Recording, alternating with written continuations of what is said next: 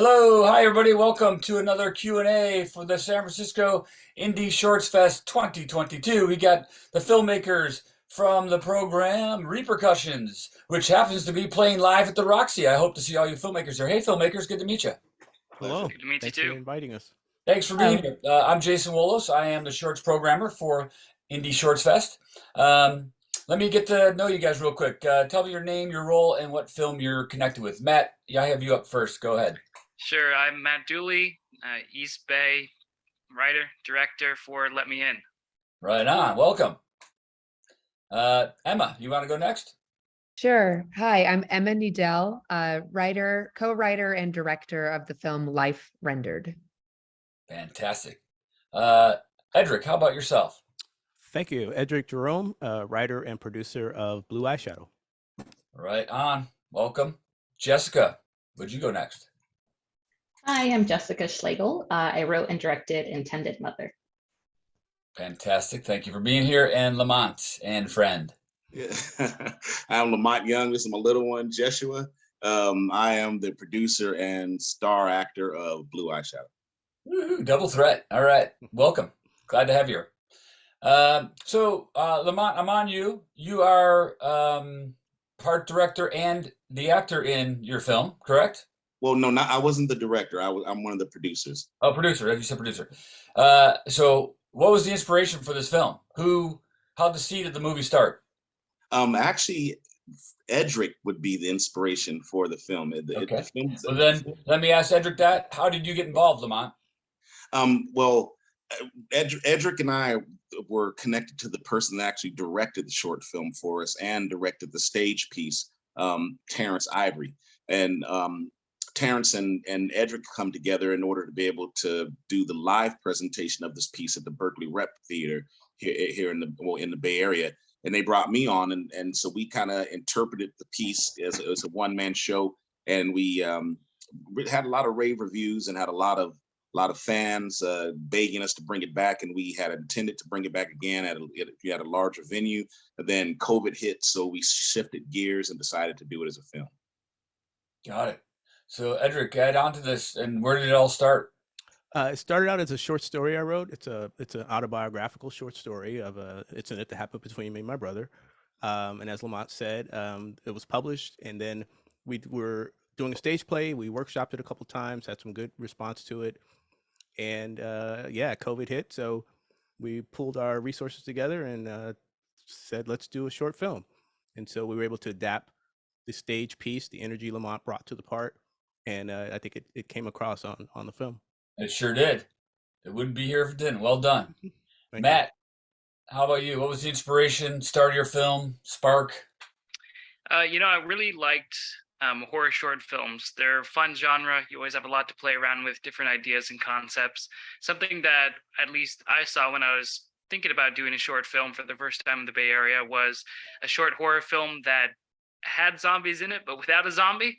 And we were thinking about how we could do that, and we kind of came up with a psychological angle, something that not only is A, budget friendly, but B, something that is kind of different than the usual short horror film that you see kind of online. So we kind of landed on that as an interesting concept.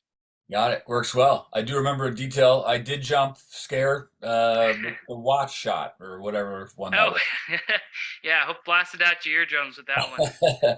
You got me. Emma, what was your inspiration for your Life Rendered? Yeah, for sure. So I grew up on a cattle ranch in rural Colorado and had the internet and a computer at age 10 and really kind of developed. My first social life was online, and always wanted to go, move out of Colorado, move out of the ranch, and, meet people who are a bit more like-minded like me. And then COVID hit, and I went back home and sort of reconnected with the ranch and the beauty. And it's really interesting to go back to rural Colorado. You drive around and there are farmhouses that were built in the 1930s. And a way of life that you would even see in like the 1800s. And yet now, people have high-speed internet and smartphones, and a few people even have virtual reality headsets.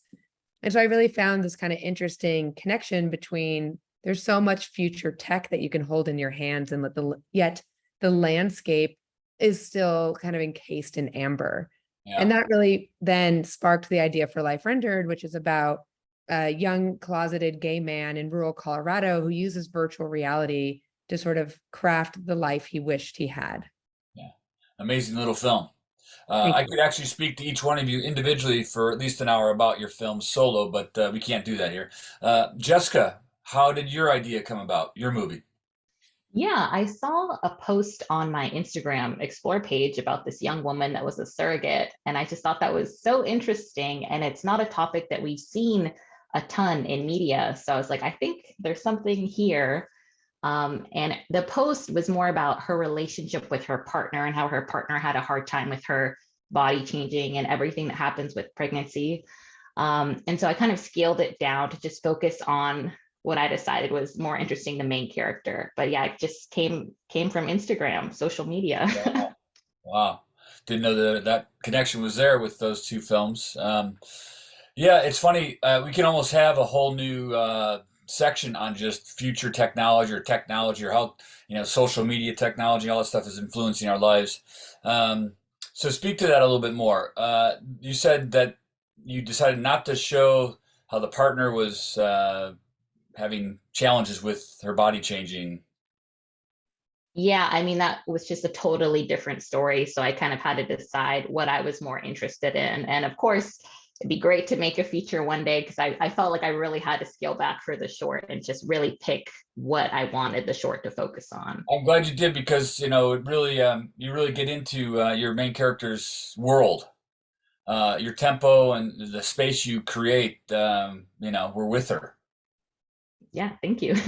Yeah. And now, so for Life Rendered, technology's coming. Speak to that a little bit.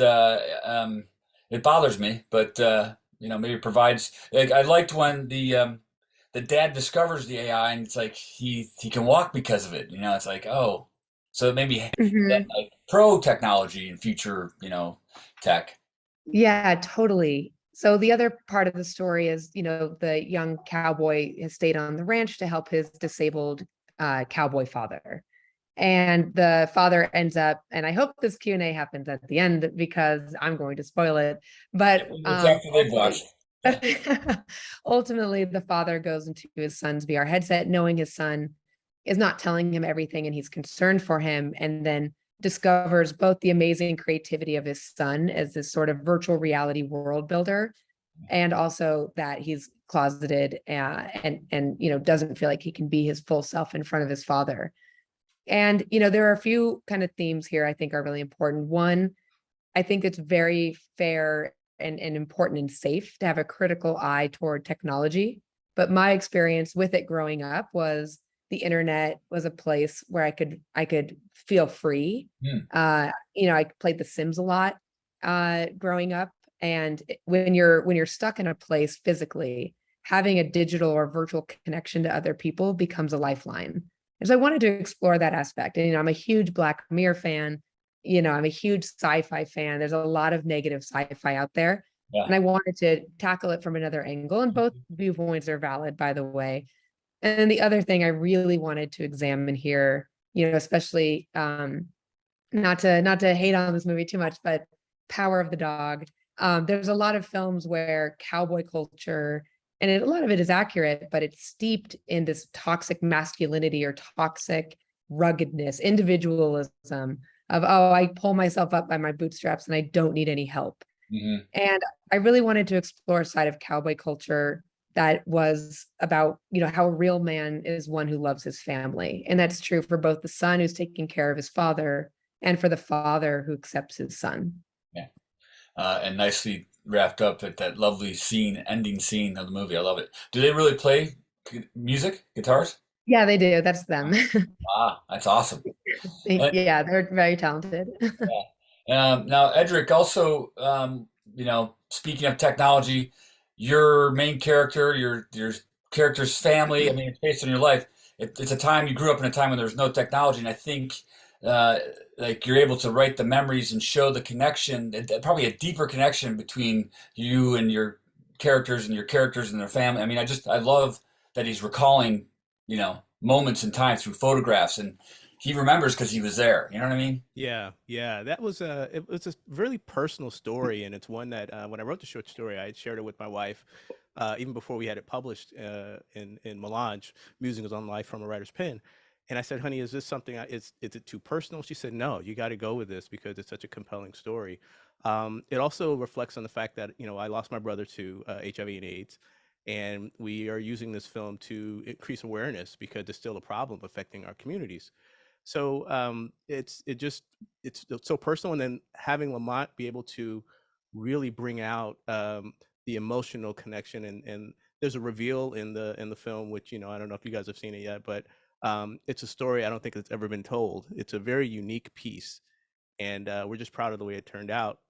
And one other point I want to make is, for me, and like a lot of you guys, music plays such a role in film for me. Some of my favorite movies have great, great music. And so we wanted to have an original track that accompanied this film. And so the Blue Eyeshadow theme, which plays at the end, which is available everywhere, it's Spotify and you name it, it's a beautiful piece of music written by Joseph Guidry Jr. Unfortunately, we lost Joe over the summer after a long bout with cancer. So the film has taken on another emotional component, but he did such a wonderful job with the music as well. Sorry to hear that. Yeah, I lost my train of thought now with that comment. There's just something about your film. Maybe it's a combination of Lamont's performance, amazing performance, Lamont. Thank you. And maybe it's because you had the rehearsals, if you will, and the stage play. Combination of your wonderful performance, direction, and then your technique. Breaking the fourth wall, addressing the audience. There's lots of texture. To speak to that approach to making a film, and Lamont, you can join in too, as far as making this just really the audience really connect. I mean, you got me in the movie in the first minute, and then I was like, I was part of your family story that you're telling. Yeah, I'll let Lamont speak to the connecting part, because he did it such a wonderful job. Thank you, man. Well, for us, the challenge was bringing the piece, the translating the piece from stage to the to film. And the reason why is because when we did it on stage, it was in a black box theater, so the connectivity and breaking the fourth wall and bringing the audience into the world that we were designing was a key component in making sure that this piece was a success. So that was the first thing that we really worked hard on, making sure that translated when we did the film. And so as the actor connecting with the director and Edric and I as the producers, what we really worked to do when we deconstructed the piece in order to translate it, is we made sure that was the backbone, that everything had to come off of that perspective of connectivity. Because what we really wanted to express is the fact that this was a family bonding piece. It's not a piece about AIDS, not a piece about different lifestyle changes. It's a piece or lifestyles. It's a piece about brotherhood connections, brotherhood bonds, family love that transcends whatever stereotypes or whatever issues that we have in life, because you could put anything else in there, and whether it be AIDS, whether it be diabetes, heart disease, any health disparity, anything that's going on in our families and our lives, and we wanted to have people look past all the stereotypical issues and look to the family connectivity piece. That's the core of it all, the family, and it came through. You guys did it well. I mean, that's what I love about this movie. It's just so sweet, if you will. It could be, maybe classified as other genres. You might even like go as far as saying like documentary kind of approach. But the family and the bonding and the connectivity is all. It's all about that. Thank you. Yeah. And did you lose anything from the stage play, or is it just a complete translation? It worked well, seamlessly.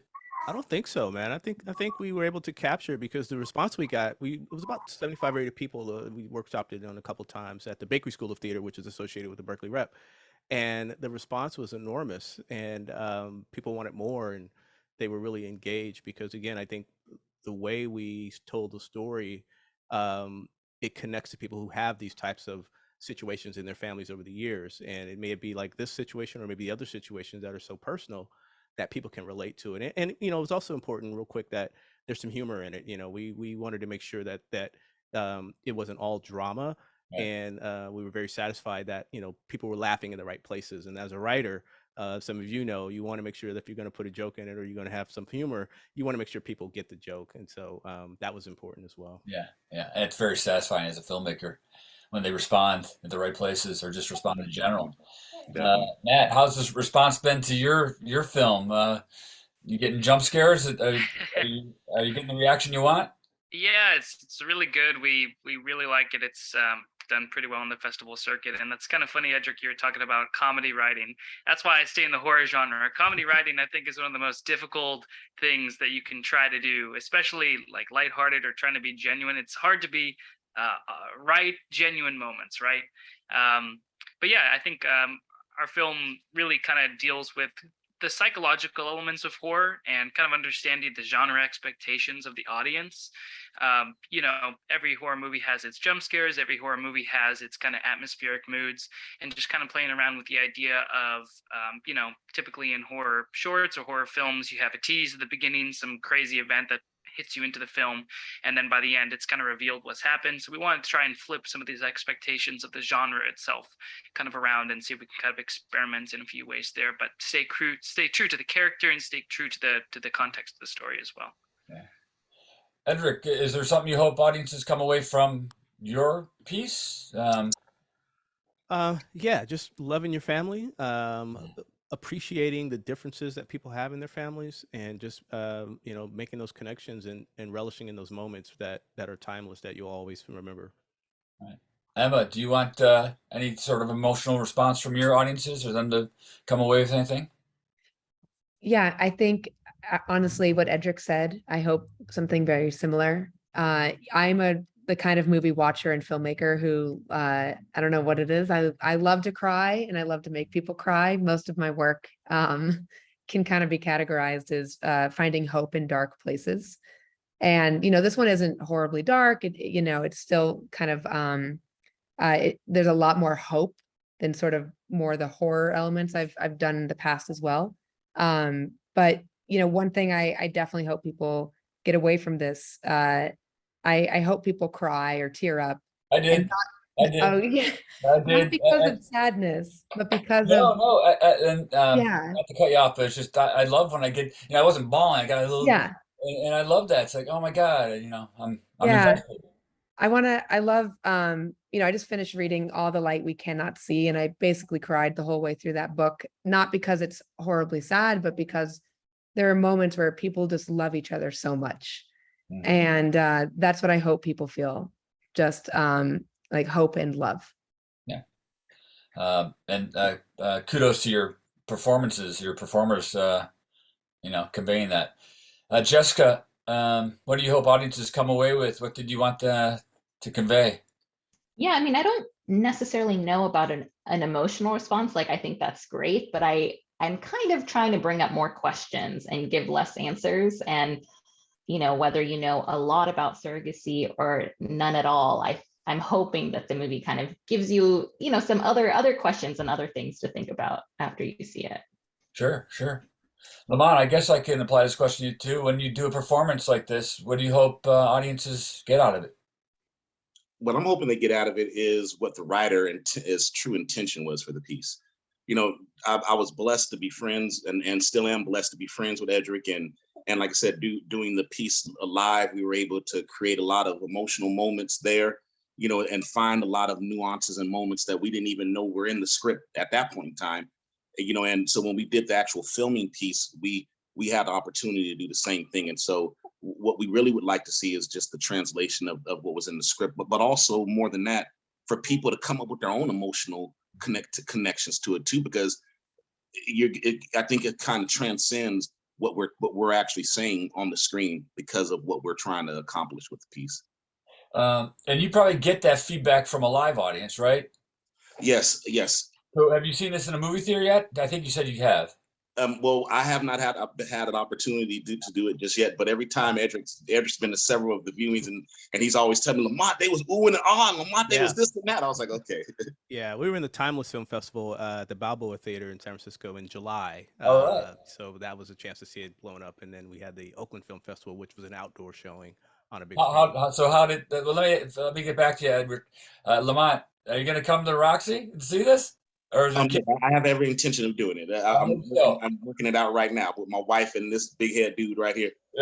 Exactly. Because I want to be watching you when you're watching yourself up on the big screen. Anyways, Edric, what's the feeling like getting emotional reactions or just audience reactions in general? It's satisfying. It's you know, as I said, it's everybody has their stories with their families, and if it brings back those memories, and when you're a kid and you have siblings, and the stuff you go through as kids, and it just kind of makes people reflect and remember. And so it's gratifying to know that you're willing to take the risk, and I'm sure the other filmmakers as well. You guys, you take the risk when you put your work out there, and when you put yourself into a project.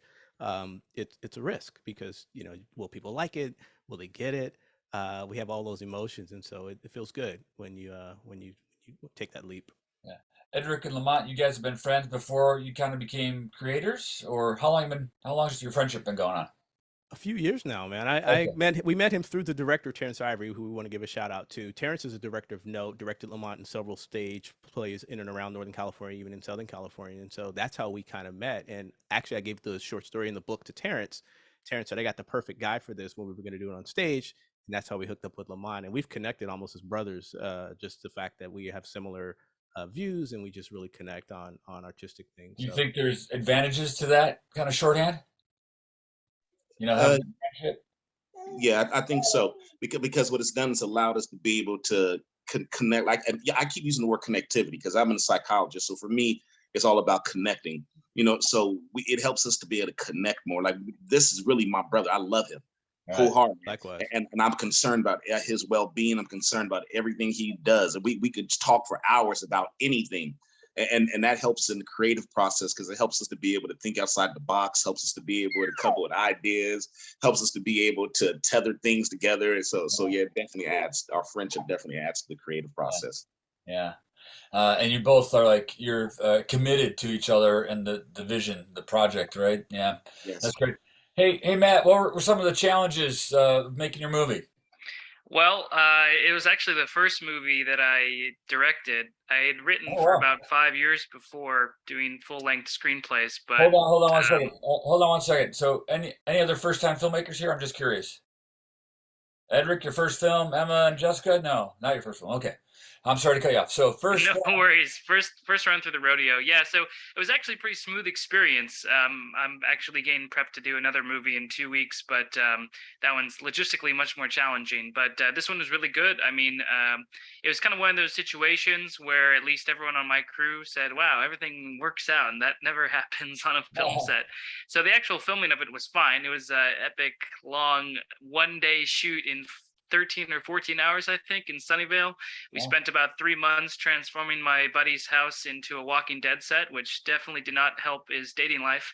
how did it But help your friendship? Are you guys still friends? Yeah, we're still friends. We're still friends, and the tenant did not charge us any extra money for any of the wallpaper if you want to damages. keep your wife, your partner, or your roommate, I don't advise shooting in your own place.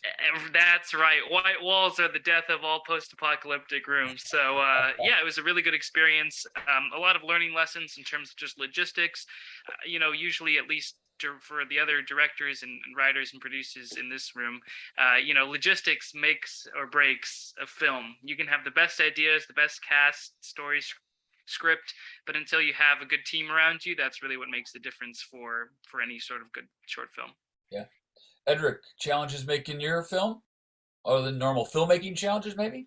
Yeah, well, I think Lamont spoke to it, just the challenge of bringing the stage play to the film, with the sets, because, in the theater, he's actually interacting with the audiences. So how do we bring that to the screen? And so having the different sets and locations to shoot the various scenes, I thought we were able to overcome that. And, the shooting in general is my first film to be a part of. And so it was just a pleasure to be part of that process. Was there ever a debate or question of removing that kind of approach to addressing the audience, like to make it just in the fictional world, so to speak, or do you always keep it?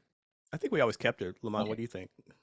Yeah, I kind of expressed to Edric what my idea was because I'm blessed that he is my friend and trusted me to because we filmed down here in LA portions of it. So we were it was a trust process. It was a trust process. Yeah. And so when we started the filming process and we were seeing how everything was panning out, even then we made some quick on the fly decisions like, okay, that doesn't really work. This doesn't really work. Let's, and again, that's where I say our friendship came into play, where we were able to make adjustments on the fly to get across what our joint vision was for the piece. You need trust for sure in any collaboration. And I gotta say, I'm distracted by your lovely daughter. I just want to keep making eyes at your kid. My son. Oh, son. I just That's want to okay. oh my goodness. Adorable eyes. I'm distracted. Cutie. Emma, what challenges for you? I mean, fantastic special effects, seamless, AI world, action, no hiccups, at least it didn't look like. We could spend a lot of time talking about the challenges. I mean, pretty elaborate. Very elaborate. I've directed shorts before, but nothing at this with this ambition. The big thing, we shot using Unreal Engine, which is a video game software, but a lot of big productions, including even, Mandalorian famously use Unreal Engine, but we did Unreal Engine at the indie scale. What's it called again? Unreal Engine. Okay. So quick and dirty explanation of Unreal Engine. It's software, free software created by a video game company named Epic Games. They make Fortnite. Their software, Unreal Engine, and again, it's all free, it's crazy, is open for anyone to use. And the big thing about it is it does real-time rendering. So most 3D software programs, including the software that Pixar films use, you want to change one detail, like where the lighting hits, their camera angle, and you'll spend hours or days rendering. And with Unreal Engine, it happens in real time. So it's this kind of How long did you spend doing that? How long rendering? Yeah, the mean, AI, the animated part. How long did we spend, or in general? How long did it take? It took a long time. It took a really long time. We were supposed to be done in January. And again, we're doing the indie version. We ended up finishing in May, but part of that too, there's a scene where the trees, we're in a snowy tundra and the trees grow. And we found a software program, and with the way Unreal Engine works is you can buy assets from the marketplace, like visual effect assets, and they're like $20, $30, and integrate them into Unreal Engine. And there was this program called SpeedTree, and you buy SpeedTree, and it's like a time lapse of a tree growing in 3D. Wow. Great. So we were all set to use that program, and then they got acquired by Unreal Engine's competing software. And suddenly they weren't usable anymore. And we ended up finding a solve, but that set us back a couple of weeks. So, I think that there were also a few things we did that were no one had ever done before, which ended up being both really interesting and a huge challenge. Wow. The big thing we did, most of the time when you shoot motion capture, you film your actors in their motion capture suits, and then you animate them, clean up the animation, and then you place your cameras. I wanted to do Terrence Malick in 3D. So we actually had our motion capture actors on the mocap stage and our live cinematographer filming with a camera that also had motion capture attached to it.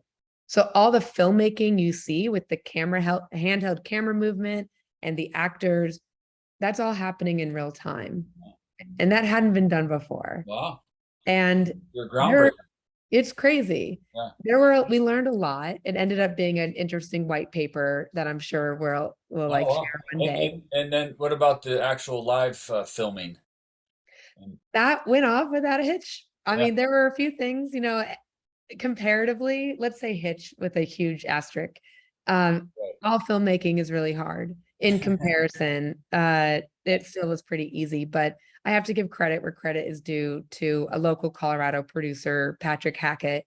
I wanted to film. I won the grant from Unreal Engine to do this project. And, I had a number of people. I was in Los Angeles who were like, don't shoot in Colorado. It's too hard. It's too tricky. Shoot closer to LA. That's where all the talent is. And I was like, no, I got the grant. I get to decide. And we ended up finding all local talent to work on the project. And it was incredible. I mean, really and talented people, Yeah, right on. amazing stuff. So it felt really good to have like a hometown project.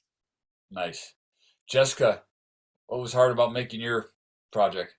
Yeah, the hardest thing was that we shot in April 2021. So actually, it may have been in March. Anyway, only a few of us had gotten our first vaccine. So I kind of was pretty stressed about, shooting during COVID, basically pre-vaccine, and it really affected kind of every aspect. I had wanted to shoot, in the Bay Area. San Francisco was my dream, and we just had so much trouble getting a location that we ended up having to change the story, and we got our location for free, which is great, but it was a little bit up north, and so it kind of turned the whole story into more of a fish out of water, which I think worked quite well, but I really had to let one of my dreams die. Wow. That was very, adaptable of you. It's hard to let go of your words, your creation. But it serves. I think don't you find sometimes these changes in filmmaking, like where their location drops out or actor, or the film has a way of like doing what's necessary for itself to get made and be better. It seems to work for you. Yeah, I think so in this case, especially. What did you have to let go? Well, I just had to change the story from setting it in San Francisco and showing Irene's normal, regular life. It turned into her being in this totally isolated kind of situation. Got it. So what's a fun moment in your filmmaking process or during your journey, Jessica? What's something that happened, an anecdote, a fun fact? A fun fact. Yeah. I mean, I don't know. I can't think of a fun fact. It was, Well, if you don't have one, then if yeah, you it was don't a have hard, one, let me ask this: yeah. what did you learn about yourself, about filmmaking? Yeah, I mean, I learned a lot. I had a little bit of a private breakdown on the second to last day, which I think needed to happen. It had been building. That's a fun fact. That's an anecdote. Yeah. I'm So it kidding. was kind of a good moment to kind of think about, like, is this really what I want to do? Is this worth it? And now that I've had distance, I feel a lot better about everything. When did you do that? It was on the second to last day. Yeah. And why? In front of your cast and crew, or? No. It was after everyone had gone home, and my boyfriend and I, we were using his mom's house, and we were resetting the whole house, and there's just a lot of emotions going on. Well, thanks for sharing that. Yeah, but it worked out, and I feel good now. Good. Well, I'm glad you got through and finished the film. Matt, what's something maybe you learned or a fun little story about the process? Prep time is so essential. Prep time is amazing. Set design is amazing. It does a lot for a particular area. Yeah, we're just really fortunate to come up with interesting different solutions, particularly for the set design for our film. It was very unique. It wasn't a modern day house. So coming up with different types of solutions, your boards over the windows, instead of having actual boards, is just newspaper on the windows with tape across on the outside, so you have the shadow of the board instead of the actual stuff. So you get to the same kind of tips and tools and tricks that productions use, not necessarily to take shortcuts, but just to get the visual effects, the sound effects that you need without having to break the bank or go find a person to rip your house apart without actually doing it. So just kind of finding little solutions here and there in order to transform the space, resource, and kind of work together is really one thing we did. And just a really fun production, and being able to kind of shoot it all in one day as well is both maddening and also very useful at the same time, because doing multi-day shoots, sometimes it can be hard to kind of grasp the concept of your film. You forgot the take that you did a week ago or 2 months ago, or you kind of forgot the direction of the performance. So at least for a first time filmmaker, in one way a little bit hellish to go 14 hours, but in another way really good because you keep everything in context. So a challenge, but one that was really, really fun. Yeah. Lamont, what did you learn? Learn anything about yourself, about your relationship, about filmmaking? I learned a lot about myself in that process and about filmmaking. My wife and I we've produced other short films, but nothing I would say on this level, meaning the seriousness of it, because you're taking something that was precious to somebody else, and you're like, okay, bro, let me try, and you're asking them to trust you to turn it into something that they would be proud of. And so what I learned in this process was, and in filmmaking processes, is that you have to be vulnerable. You have to be vulnerable, and you have to be willing on expressing emotionalities in both processes that maybe are beyond your ability to understand, or connect to in on the superficial level. And that you got to be willing to go in deeper with things. And in this piece, we really had to go a lot deeper in our understanding in my understanding as an actor, to convey the right emotions, and also as a filmmaker, I believe we had to delve a little deeper also in order to be able to really truly see what it means to be not only a brother that who's in a grieving process, because that's what this piece represents, someone that's in a grieving process, but also just to show what it means to be a true I don't want to say visionary, because you're not, but a true expresser of someone else's vision. You know what I'm saying? Did you was there extra pressure? Yes. Yes. I mean, like Yes. more than the play, or was it just the carryover from the play, the same kind of pressure to deliver for Edric, your Well, no, for me, I think it was more pressure. With the play, I've been acting for 20 something years. So the play, I mean, stepping on stage is like riding a bike, Yeah. but holding those dual titles of the producer.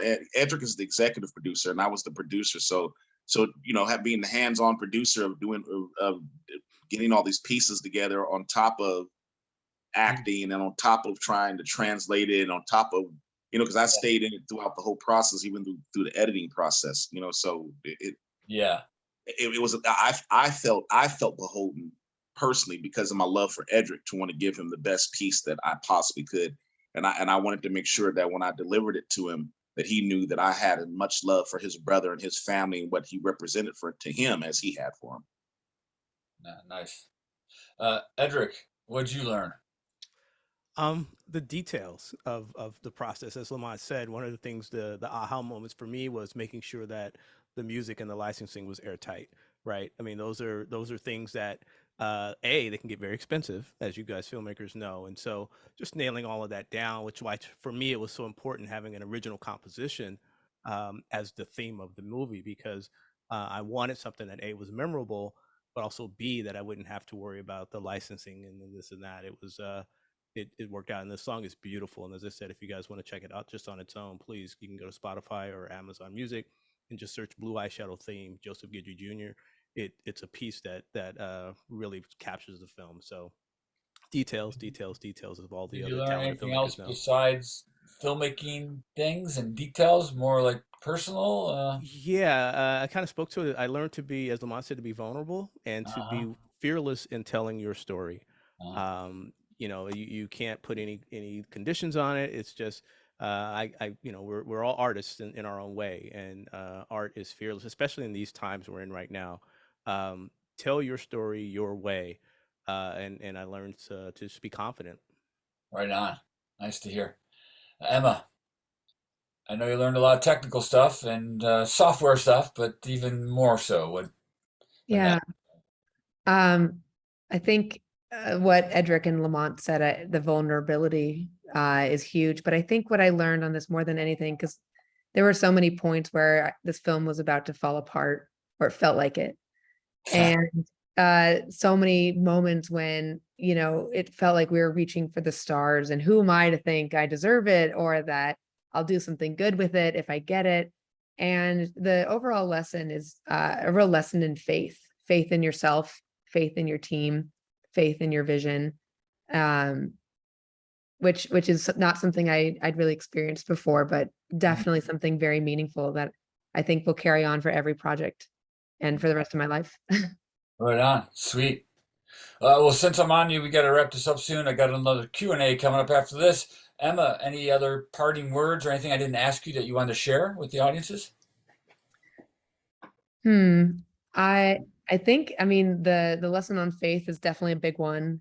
And I think the other thing, I've had one other film really kind of do well at festivals, during August of 2020.